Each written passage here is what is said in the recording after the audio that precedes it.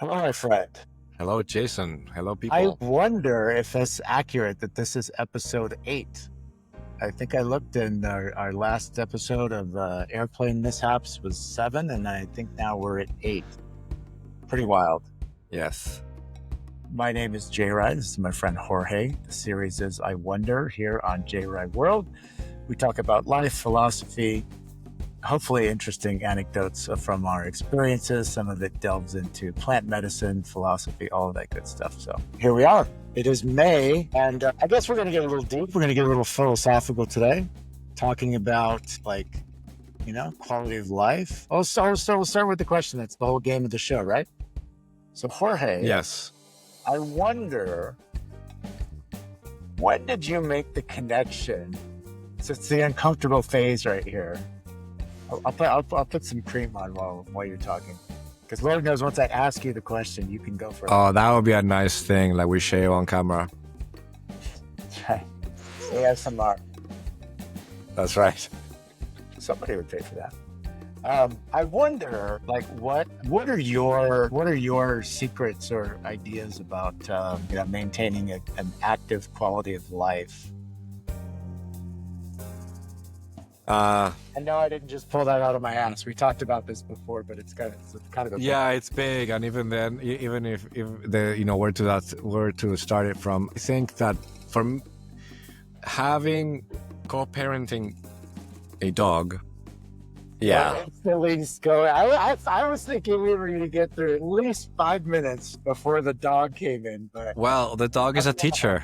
The right, dog, right at the 2-minute mark. For those of you betting at home, if you have the over/under of 3 minutes, you won.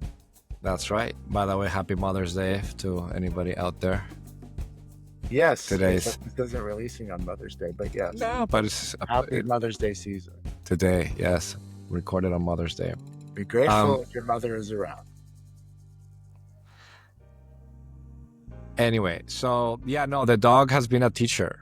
He has been a teacher in and has brought me to the idea of the active lifestyle that is the way to go.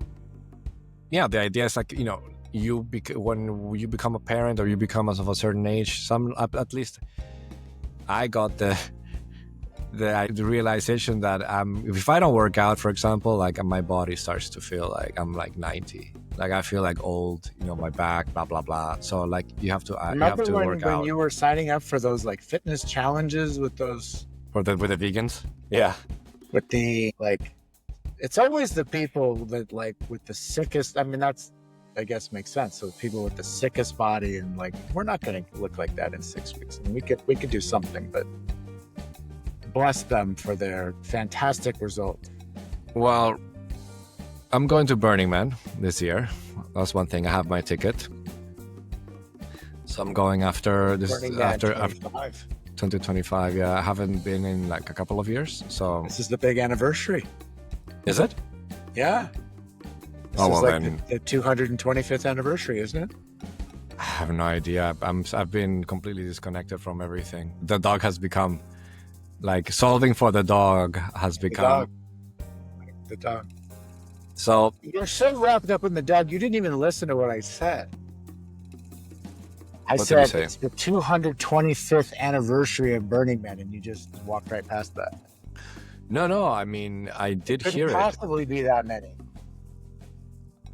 Oh, I'm sorry. Yeah. Yes. Yeah. I wasn't listening to the actual figure that you said. Yes, it's 250. Yes. It's like almost as old as this country. Burn on drugs, children. That's right. Don't do drugs. As we talk about Burning Man. I've done sober burns. It's been great too, actually. I have not. But of course, I've only been once. So I mean, 1 for 1 is kind of a. It's a very interesting experience. Highly recommend to do one sober, because the thing is like, the whole place the energy is already such a high.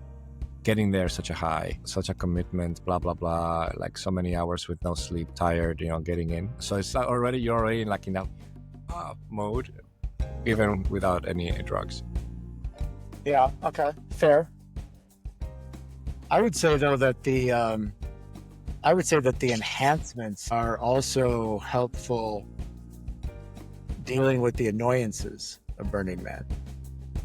Because Burning Man is great, but it's an incredible inconvenience for Western civilization people, which is everybody who goes, basically. Yeah. The no water, the no electricity, the sand everywhere. Like, it's a lot. So I loved it, but I found that even just having a little edge releaser helped to not be so controlling or distracted, like missing the beauty because you're worried about the dirt being dirty all the time. I do the wipes, like the whatever, like you wipe with like disposable wipes. At the very least, that's before I go to sleep. But I'm dust free. And then on the way home, you throw them out the window of your car to protect the environment. Yes, I turn them into fungi. I grow fungi, and then I eat the fungi. And then I smoke it. Smoke the wipes, the baby wipes. Yes. I pass out after the first 60 seconds because all of the alcohol that's in those wipes, once it's ignited, literally alcohol? No. I'm like the disposable. There's the ones that are biodegradable. I use the ones that are like non-terrible. Thank you, Jessica Alba. I'm very proud of you. Thank you. Or Gwyneth Paltrow. Yeah. The product police women. Thanks. Yeah. So I would like to make a connection here. I wonder for you, if quality of life and like, I don't know, maybe even saying a new zest for living, if that hits you at a certain age, because it certainly did for me. And it's also related to Burning Man, but let's start with the question. Yeah, you're right. I mean, somebody told me once that life starts at 40, and I didn't really believe them. Yeah. I was like, how would we know? We haven't even gotten there yet. Right. And then now I'm 43, and it's probably this year's when it started to really hit me that like I'm aging. This is like going downhill. And like whenever I feel the stress, I imagine the old me, like at 90-year-old me, looking back, and I'm like, what if I ever feel stressed about whatever? Sometimes when I have the insight, I imagine an old version of myself telling me like what to do. And usually the old version is like, go to Costa Rica, go to Europe. Yeah, it's okay, don't worry about it. Because at the end of the day, like, we don't know the future, and the only thing we have is now. Obviously, you have to plan for the future. It's important to plan for the future, but also not get caught up. And that zest of living, I think, comes from like not over planning and being more in the now, and being grateful for what one has. A very big one. And then just getting everything in order so you can maximize what you have to do or what you want to do with the limited amount of time, and knowing that your cognition is going to decline with age, and so like you're at a race against the clock. So how do you avoid the cognition decline? Your body breaking down. You exercise. How much exercise? Weightlifting 3 times a week. Cardio. You start getting very specific. Oh, you have a dog now. You have to wake up at 5:30 in the morning so you can do the class at 6:30 in the morning. So first you have to walk the dog. I need to just have like a diner bell every time you work. So help me God, if you have a sponsor by Friskies and you forgot to tell me that you're going to keep working them in and you're not cutting in on profits, I'm going to be very upset. What do you mean Friskies? That's cat food, I guess. I don't understand. Oh, because I was talking. Purina, I guess, would be a more dog food brand. Oh, because I'm promoting owning a dog. Is that what you're telling me? It's like you keep working in these plugs about the dog. Yeah. Oh, about getting a dog. I told my father, I was like, get a dog. How are you today? Because that's at least the second thing that is. No, I missed it. No, because I didn't understand. Like, yeah, I guess I am promoting having a dog in a slight way because, my father had a dog when he was a kid. I had a dog when I was a kid. Okay, so let me tell you a story about the dog. Okay, about my story with dogs. Yeah, let me get ready for this. So I had a dog, basset hound with droopy ears, and I would drink milk and would like the ears would get into the milk and they would like milk everywhere because of the beautiful puppy. And then we moved to we moved from Mexico to Argentina, and we left the dog behind. Crushed my spirit. It was like heartbreaking, like trauma of my childhood, right? Leaving the dog behind. Then my father didn't want the dog. Like, this dog was imposed on us by one of his family members. He's like, "Oh, just take the dog." When we were in the car, my parents couldn't say no. Like, once my brother and I had a dog, they were like, "Oh my God, a puppy." They didn't have the heart to tell us no, but then we had to leave it behind because they didn't want to travel with the dog. So then my father, I have this dog. I'm co-parenting this dog now, and I'm thinking it has been very extremely healing to like take care of the dog, to like remember like, oh my God, I love dogs. I used to love dogs when I was a kid, and then that experience was very traumatic to me. And I was like to my father, it's like, what the fuck? Why didn't we have dogs after? Why didn't we take the dog? And he's like, and tells me his story. He's like, when I grew up, I grew up with the dog of my grandfather. And when I was 12, it was like my dog. This is the first time I ever heard about this story.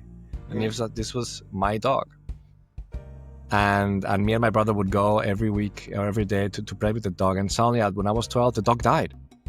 And my father's like, and I didn't understand, like, what the fuck? I didn't realize that dogs died, and this was the first time. And he's like, from then on, I swore never to own an animal. This is my father, who is a poet, who has 20 books published, one of the, highly awarded poets in Spanish. And he's never written one single poem about this dog. He's like, I still think about this dog. And I'm like, Dad, you should write a poem about this dog. And he's like, maybe. Because it's like but my trauma, of course, like when you start realizing like why this happened to me is because of some of the trauma that your parents had, and those traumas were informed with the intergenerational trauma, right? Wow. I mean, that's a whole nother episode. It appears, I wonder if we can table some of the traumas, yes, for another episode. But I will weave it back by saying, isn't it quite often those traumas that we face that create the opportunity for us to grow again and or find that zest for life and be lighter because we have more understanding or experience or compassion with things that when we were younger, we perhaps we knew the answers and things were more black and white when we were young. And of course they're not as you get, older, in my experience. So I think that there's a couple ways for me at least, to talk about, like rediscovering the zest. And you kind of touched on it when you were talking about like mortality, like understanding our time is limited and we don't even know how limited, which is part of the universe's cruel joke, as I like to call it, of how intelligent we get as the years go on, but we can't fix things we can't fix those big decisions we had to make when we were so young and not capable of making giant decisions like people do about marriage and children. And it's like, we're not capable of making a 50-year decision when we only have 5 years experience at being an adult. And so, I think for me that like enjoying life now just has such a different meaning because there's so much knowledge and experience and understanding of people's situations, especially my own and my family and what I've experienced and what it's made me say, like, no, like, I'm leaving America and I'm gonna go live in Costa Rica because time is short, and I'm going to raise my son in Costa Rica to try something different, and whenever possible, when somebody has an idea for an adventure, I'm going to say yes. Just say yes. Because why? Like what? Like all the stressors and things that I think inhibited my zest for life in my younger years. Like I just was too dutiful. Work and I can't be out late. Oh man. it made for a very good career. I don't regret anything about well, I shouldn't say that. That's way too wide a blanket. But I don't regret my career, um, but it did inhibit my zest for life that I feel now. Because I'm still, a big asset in things that I am still capable of doing. I don't call it work, It's really more projects for me now that I think of it as. But I was never like I just saw my mom and I was talking about, I'm like, I never traveled this much when I was younger. Like, I'm traveling all the time. A lot of times, with my son, or, with my family, or, and I mean, why not? I can't wait another 30 years for that trip that I thought I was going to take in college to Italy. Like, time's running out, man. You got to keep moving. That's right. That's why I don't want to miss. There was this kid that A Life According to Sam. Did you ever see this documentary? No, I don't think so. It was on Netflix. I saw a little bit of it, but it was this kid who was born with some disease or something, or condition, and he had like these 5 rules. He had a TED talk, and he's like, one of the rules is like never miss a party if you can help it. And then he died, right? Like he was a party, yeah. So it's kind of like the same the concept as an adventure for you, right? Like never miss an adventure. Say yes to adventure. Say yes because you never know. And then like. Yeah, I almost went to some. Speaking of, I said no to an adventure, but no, because sometimes also for me it's a different story. For me, I'm building a career, and I need to say no to adventures because a career is a bigger adventure for me. You already are, a legend, and you're in a different part of life. For me, I haven't gotten there yet. I mean, not at least not in films. In commercials, I had success. So, and I could go back and have success in commercials. So I don't care. I like the money of commercials, but one artist. And all of that is valid, and yet it's still important to find the balance of the happiness and the zest, even if it's not as directly related to expensive things. Travel gets expensive, sure. Oh, I see. You can find your other zests. I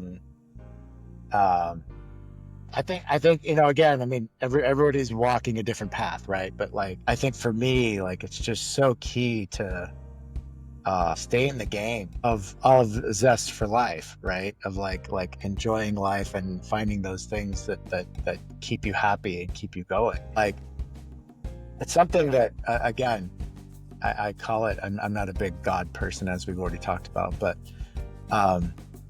I just refer to the universe, and I say that, I call the universe's cruel joke, right? That like by the time you learn all these things, it's too late to fix things from before. We get wiser and wiser and less opportunity to use it later, right? The general concept of what I'm referring to. But even now, I think back to my childhood, like with my grandparents. My grandparents lived in, South Orange County, California. And I would see them,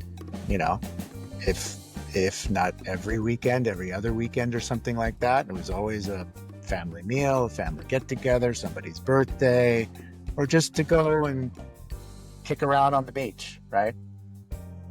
And because I didn't live in that house, but I was there a lot, like we traveled separately. So like my mom and I would travel, and very rarely did the whole family travel, but sometimes we did. And there was a specific purpose for that. I also didn't find out until later. But I thought in my young kid mind that my grandparents just were at home all the time. And in time, I realized like, oh, no, they went to Yellowstone. Oh, no, they went to South Dakota. No, they did this. So like, they were doing stuff all the time. And I think that because I was so young, I wasn't cluing into that was part of their zest of keeping themselves alive and happy and active, is that they loved traveling, and they lived in California their whole life, and they just had this thing for like road trips all through the Western United States. And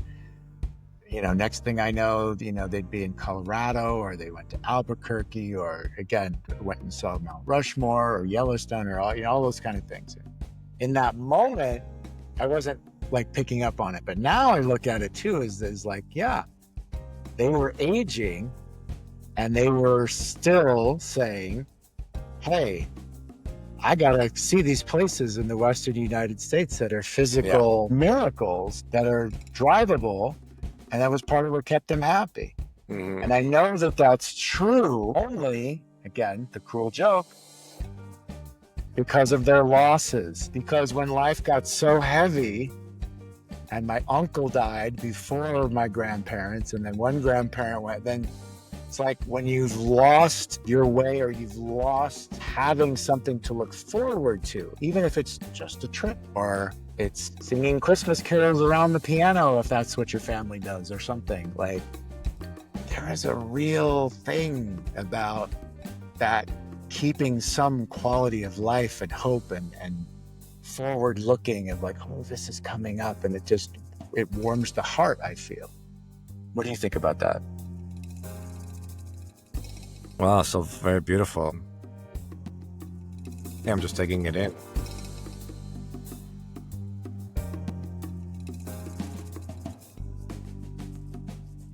Yeah, I mean, I couldn't agree more. I mean, I was with you in every moment to moment. There's nothing to add.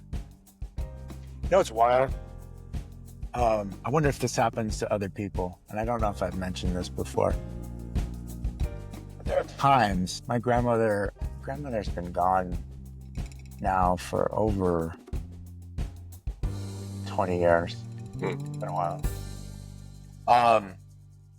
Well, wait, around 20 years, because my daughters were born. So around 20 years, my grandma's been gone.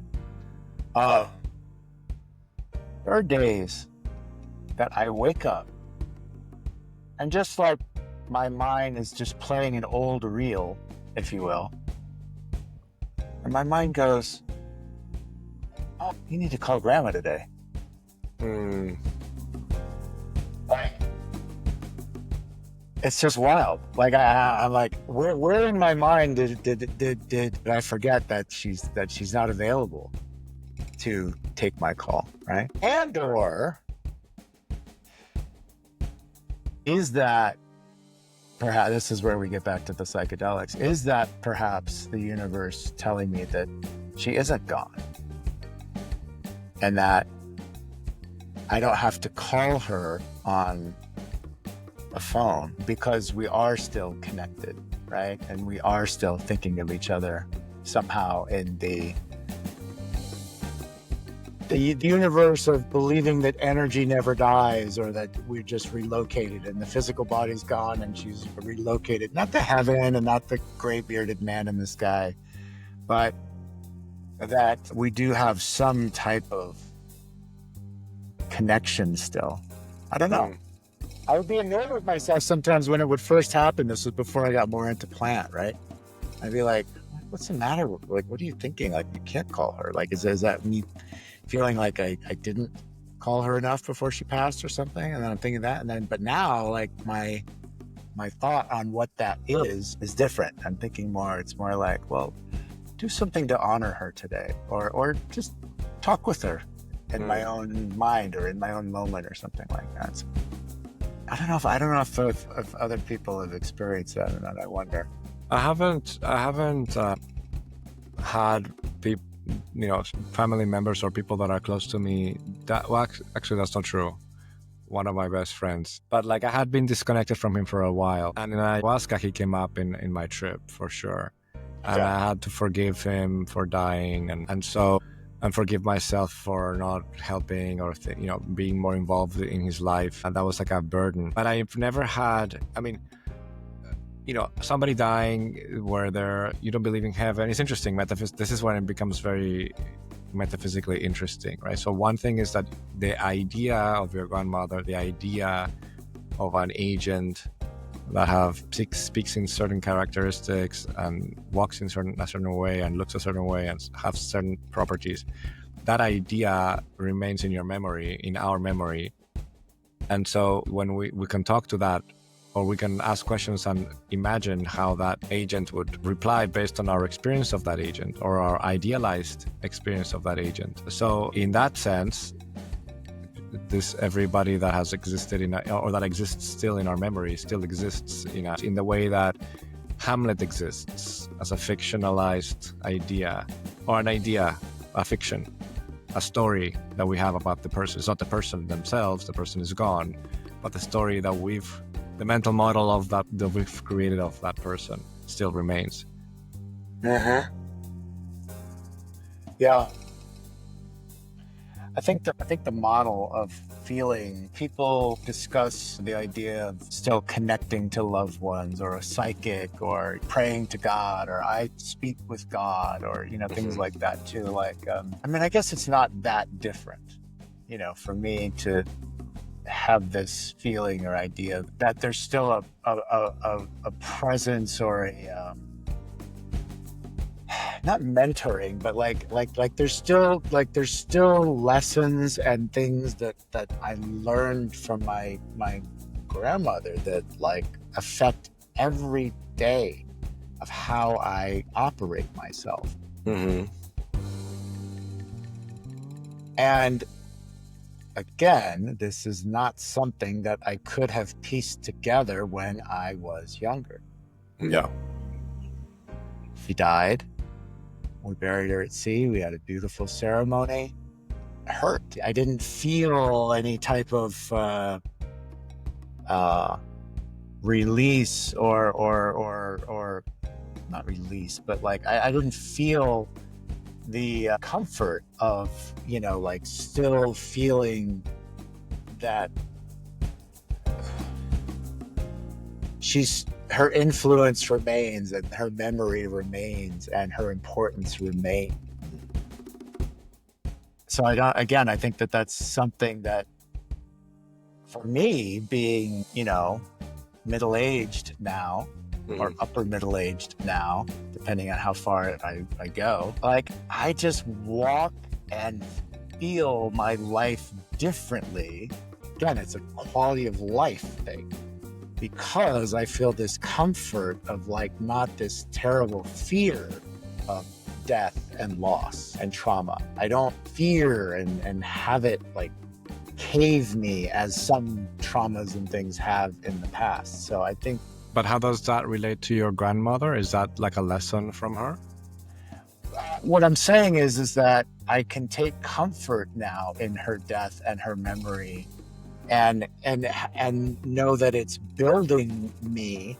I receive it in a different way now. I don't have this deep fear of death or losing people, because I have learned in time that I can find ways to celebrate them and still utilize their memory, their lessons, any of those things. That's how it connects. Because what I'm getting at still is that in this older age, it is a better quality of life, because we know more, we're more, hopefully emotionally intelligent.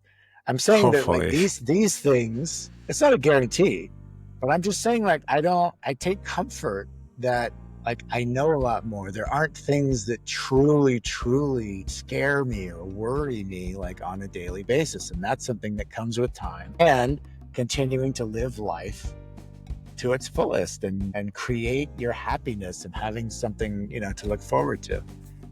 I think that even, recently I was at a memorial service for my friend's mother.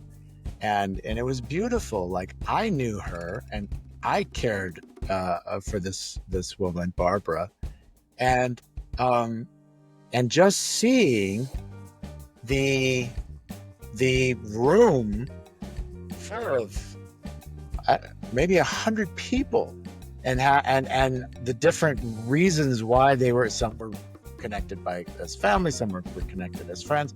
Many of them were connected because of her artistry in the community and things like that. And even in that moment, when I'm watching Barbara's husband speak about her and Barbara's daughter, who is my friend, speak about her, and I saw and I felt, of course, their loss and their pain, and I'm witnessing it.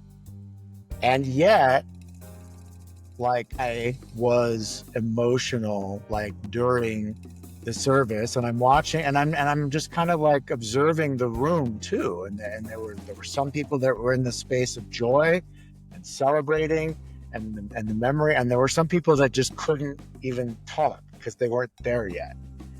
So I it's a little crass, but I say, of course, you know, it's like aging and the end is coming for all of us, you know. But it's reality. But Memento mori. Like what? Memento mori. Remember this?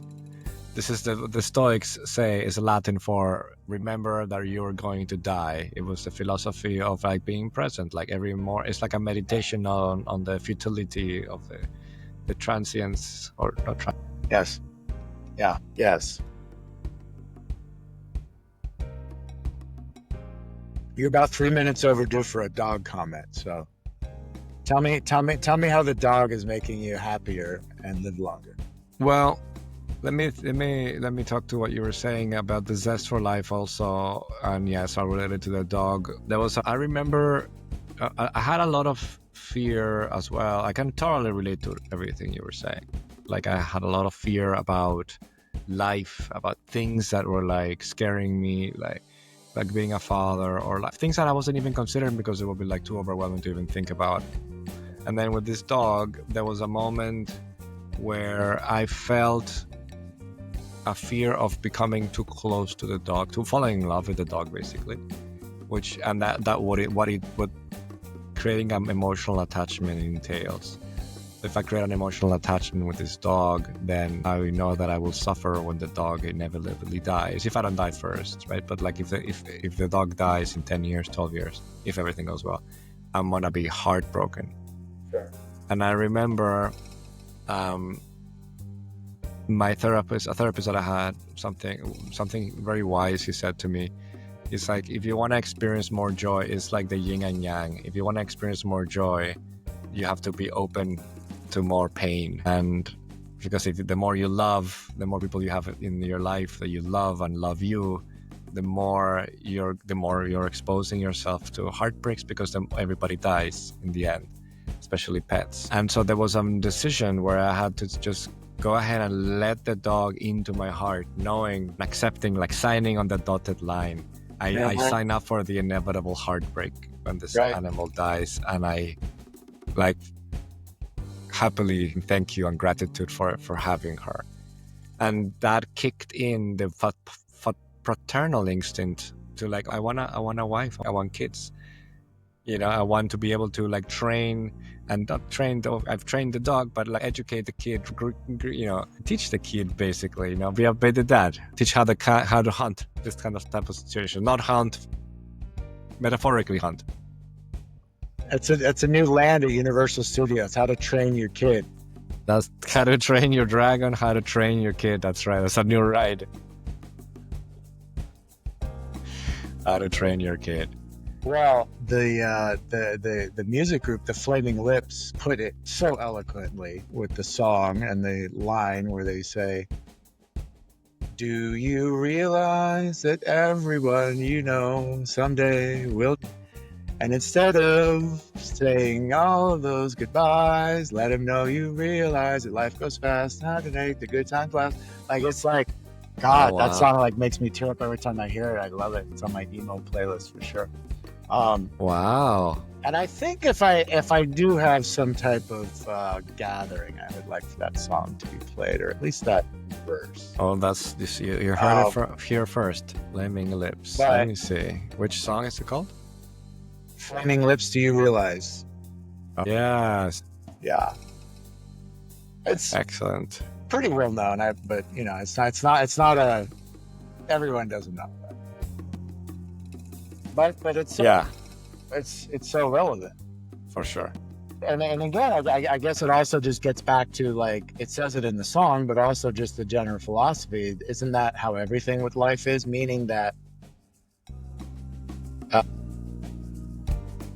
it's really about how we choose to respond. Or because, do you realize that everyone you know one day will die?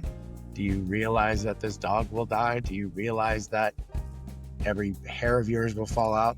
Like, shit, panic? Do we buy every face cream and hair cream and every $10,000 surgery to help our dog last 6 more months because we're not ready to let them go? I mean, it all comes down to, right, like what is your philosophy of letting go or accepting these specific instances of impermanence? Yeah. It's up to us whether we let it crash us or we accept it with love, gratitude, of course sorrow, but Yeah, crash it would be like you cannot recover from the dip, but embracing the dip is like part of the human experience, right? Like to not mourn and to not feel the loss, and confront it. In Spanish we call it the duel, because it's like dueling with somebody and taking back the power that they have over you in a way. Right. It's like that other phrase, right? Like, it's like drinking the poison yourself and hoping the other person dies. Oh yeah, but with sorrow. Like, yeah, like why you feel why feel sorrow? Like, you're not gonna bring it back no matter how much you cry, right? Yeah, true. I wonder, we know about the dog, Yes. unless people just skipped ahead to this moment, but that's okay. Go back and watch the first 40 minutes so you can hear about the dog, or the last episode. But I wonder, my friend Jorge, what do you have on the horizon? You've already teed up some of these, so I'm gonna encourage you to tee it up a little bit here. But I wonder what is on the horizon for you that is what you would call one of these things that are making you happy, things you're looking forward to. My movies, I want to make Tetralogue. I want to make that movie. That series is 4 episodes and a documentary about it, and interview some of the biggest epistemologists of our time. Anne Williamson, one of the biggest logicians of our time. I want to do that project. I think it would be like a nice contribution to put something out like that into the world. I would make me feel very happy. Also to master the material, because you have to pretty much master this material to be able to tell a story convincingly and tell the story well. So it's like my thesis project if I were to be a philosophy student or something like that. So it feels like a culmination of a journey, of like this pause that I took from capitalism basically to just study. Forget capitalism, but just I exit the market for a second to just like really get my bearings straight. And this is kind of like the project that culminates it all. So I'm excited about that. You exited the traditional workforce. Would that be more? That's right. I just stopped looking for work because I was very happy learning. In other words. That's right. So, I mean, the transition into like unemployment, subsidized unemployment by crowdsourcing is on the way. And I'll have a channel and a Patreon. I actually already have it, but I haven't like released anything on it. So the point is not go back to commercials and try to, have my Philosophy Treehouse channel, and create content that I think is good for the world. And that's really until I die. That's really like, if I can learn every day something new, share it with people, I'll be. That's what makes me the happiest. I'm with Aristotle and Plato that like learning and dealing in abstractions is like the most beautiful thing you can do while alive. Like, it's like intellect at play. You're smiling now, so clearly you're striking the right chord here. Yeah, no, for sure, it's beautiful. understanding or trying to understand. Seeking knowledge, right? Seeking truth. Mm-hmm. Beautiful. Like Indeed. I want to learn as much as I can before all of this goes away. Right. Before the impermanence and inevitability win. That's right. Yes. Yeah. You know, do you know about well, you probably have heard about, and maybe this is a different episode, but the idea of multiple worlds, that if the universe is infinite, we have more probabilities of this being a simulation than not, for example. Yeah, and they're building a ride about this at Disney California Adventure based off the Marvel franchise and the multiverse. No, this is not. I'm not talking about a multiverse. That's a different theory. It's a good theory, but this one is about It was a jest. Oh, I see. Okay. No, but this is for real though. Do you know that there's more? No, I was trying to just be silly to get the audience to put their head around something that they've maybe seen because it was in a movie. But just continue. I see. Yeah. No, this is not the universe has infinite possibilities or infinite duplications. Are you saying? Yeah. So, for example, and this I don't subscribe to this theory of quantum interpretation, but there's a theory that says that at a subatomic level, all possibilities are happening at the same time until it's measured, right? So the idea is like, the multiverse is the many worlds interpretation is called the many worlds interpretation. The normal one that is like the particle wave collapse, the one that we normally use, that is used right now, or the most prominent one is called the Copenhagen interpretation. And there's a third one that but all of them are incomplete. They're not perfect. No, we still don't understand anything of a subatomic level. But the point is that, basically, that it is possible that we are this civilization, and we get to a point where we can create simulations that are perfect and look just like this, right? That's normal. We've all watched The Matrix and so on, and the Matrix has another Matrix inside, and so on and so forth. But if you think about it, if you think about the universe being infinite, what is Matrix? That's right, the movie The Matrix, or Plato's Cave. I think that was before my time, but go ahead. The Brain in the Vat. People can Google it. What is the Matrix? That's right. Yeah. Matrix. Neo. That's right. 67 billion answers. Hold on, let me take a look at these. Anyways, Matrix. The point is that there's a high probability that as a civilization in the universe gets to create a simulation of itself, basically. And then that simulation, because it's a simulation of the real world, will get to a point where they can also create a simulation. And then that simulation, and so on and so forth. And this is like, because the universe is infinite, goes on to infinity. Therefore, the chances of us not being the first one that started the simulation, but being one of the infinitely many simulations, is far more probable than not.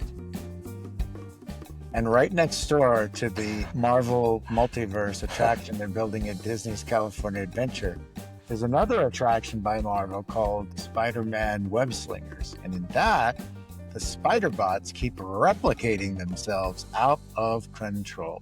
And that's what went in my head when you were talking about these scenarios replicating themselves over and over again. And does a spider bot have any idea whether he's number 1 or number 4,212? No. Probably not.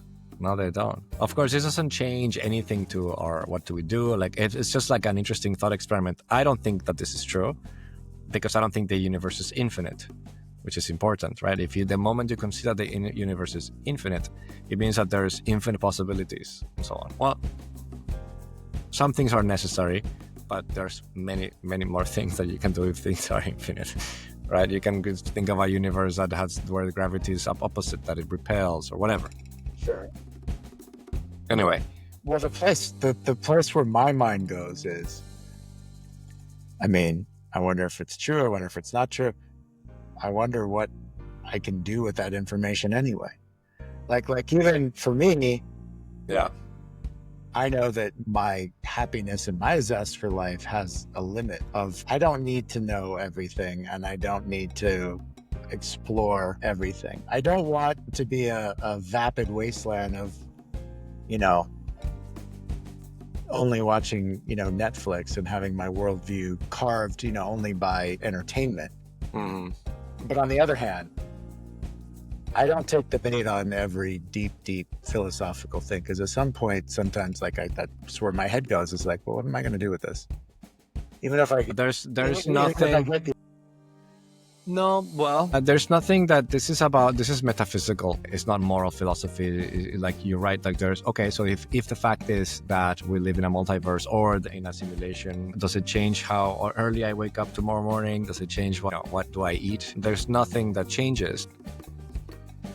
I just had a vision of the I Wonder multiverse, and in that one, your dog is pretending to like you. That's right. I'm so sorry to break the news to you, but I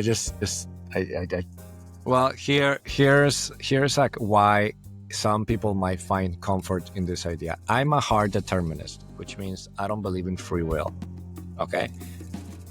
The multiverse, or the many worlds interpretation, allows one to acknowledge the fact that in one possible universe, I went left as opposed to go right in this decision, and so it could create the illusion, or further the illusion, that we do have free will, because if there's, let's say, path A is more scary, and you're like going to do path B like normal. Well, there's a universe in which you like made the right choice, or the scary choice, and you took this, and maybe you can choose that universe to be this one, and you choose, and it could be like empowering in that way. But of course, if you do that, it was caused by this thought, which goes back to hard determinism. So it's just like a little bit of a workaround against the free will concept, but it is, no. I mean, hard determinism, can also sound like a male enhancement pill. Just saying. That's right. And RD. Actually, in the I Wonder multiverse number 7, it is. That's right. It's a blue pill too. How did that happen? Take the blue, take the red. But I don't know. Red pill. I don't know what that matrix is all about. That's right. Better to stay with the one that you know. The devil you know. What was that? What was that robot guy that duplicated himself a million times in the not a robot, but like the villain with the dark glasses, and he kept saying the Matrix? Yeah. Agent Smith. That's who, but who was he looking for? Whose name would he constantly replace? Neo. What was it? Mr. Anderson. Mr. Anderson, Mr. Anderson. Yeah. That's where my head is going on that. Mr. Anderson. Thank you.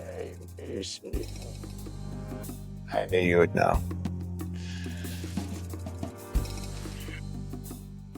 So,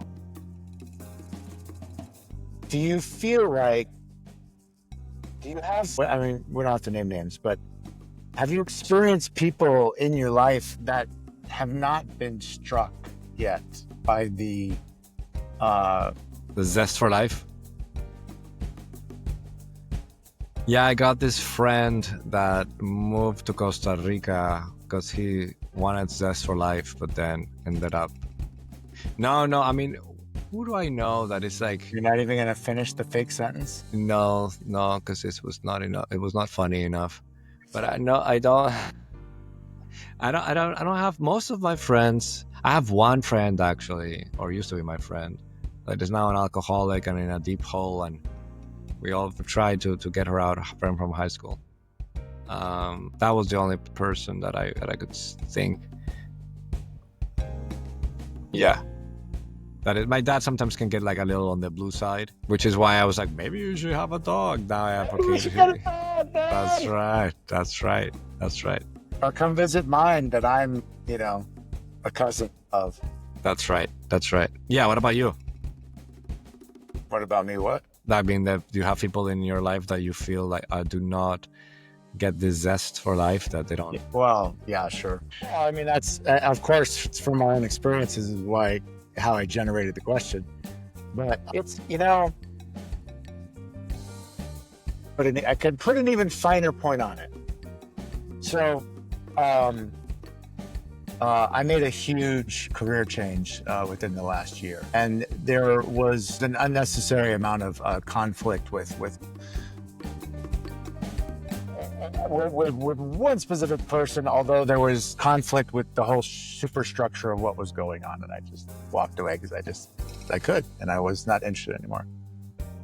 And yet, in that moment, for how fired up I was about disagreeing and walking away from working with this person, even yesterday, within 48 hours, I was having a conversation about struggles that I'm seeing with, people in our industry and how, things are just kind of wonky right now things aren't easy for a lot of people. And I even said in that moment, I feel for Mr. Anderson as the person that I'm speaking about, because he's still stuck. And I feel a little bit of empathy for him, because he's still stuck in the mud that I chose to walk out of. And he's still got to play the game that can't be won. And, I think the old me many, many years ago, close friends, as you're talking about, that are having alcohol problems are hard to pull out. I mean, it's not easy, but the connection and the care for that person is probably easier than my example of someone who, was an adversary. But that's just what struck me when I was in this conversation, is I was like, I feel a little bit for that person, because they're not really making their own decisions, and they're still stuck. And that's kind of, miserable is a strong word, but just really uncomfortable to be stuck in something, as opposed to just being happy and just being with, your kids or whatever else makes you happy.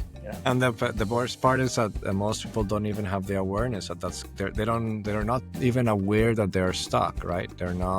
They are going after this carrot that is not there, and once they realize that that's a hell of an analogy, right? And then there was no carrot, and they have a spiritual crisis. They were chasing the dollar. The dollar is never ending. It's a treadmill that doesn't stop. How much is too much? What's the exit strategy? And even if you exit, there's still mortgage payments or whatever, leasing to the government of the land. You never truly escape. And it's. Are you suggesting that death is the only escape? Is that where you're going with this? You just don't. No. I don't think death is not an escape, because there's nothing to escape to after death. I don't believe in an afterlife. The only two certainties are death and taxes, right? Death and taxes are the only two certainties, Miss Joe Black, for sure. Death and taxes. Was that in Joe Black? Yeah. I think it was around before that, but maybe. Oh, for sure. It's a saying that they say at the end. Brad Pitt says it to the bad guy. Death and taxes. Brad Pitt in his prime. Yeah, incredible movie. He looked like the model that he was. Mm-hmm. He's. Again, it's coming for all of us, right? Yeah. It's we're going towards it rather than it's coming towards it. It's a better analogy. Coming for all of us. We're all reaching it. We're walking each other home, like Ram Dass would say. Yes. We're all walking each other home. It gives more agency if we're doing the thing, as opposed to if it's chasing us. It feels a little less. It's just both of them are true to perspectives, right? But do you think the future is coming at us? Both are true. One's an easier bumper sticker, but you are. Yeah. Yeah. The future is coming at us, and we're going towards the future. Right. I wonder, as we're closing this episode, I wonder, do you know what I'm thinking right now when I put my arms like this? That your biceps are like massive? No, Oh, okay. of course not, because that's not what I see. What I see is that I have a big missing section I need to work on. Oh, yeah. Yeah, definitely. It's completely finished. Like, there's no more, unless I went down. Like, this is completely full all the way around the back. But there's a big piece of real estate still waiting there. Nice. And I just added that. And then I just added this water. But yeah, that's a lot left anyway. One life, bro. You're running out of time. You better get going with that ink. Yeah, I got to do what the kids are doing now, where you get put on propofol and you knock yourself out like a surgery. Then you have like 4 people working on you while you're knocked out. So you wake up and then your entire back is done. You're like, Yakuza! Wow, I did not know that. It is actually happening, but not for me. Not for me. Also, I'm not inspired right now. I am bitching because this feels, I do have like I think that like my like deep passion for like art and architecture in college and all of this symmetry of the Greeks and all of that, like when I see it like not symmetrical on my body, like I think of that a little bit. But my aesthetic education just gets to me. I have such a Western education about symmetry and Greek gods in my mind that when I see a lack of symmetry in myself, I have to say, that is not the ideal version of me. I'm not doing my duty. I must be symmetrical to please the gods. Yes, I'm with you. Yet, I won't, because I'm not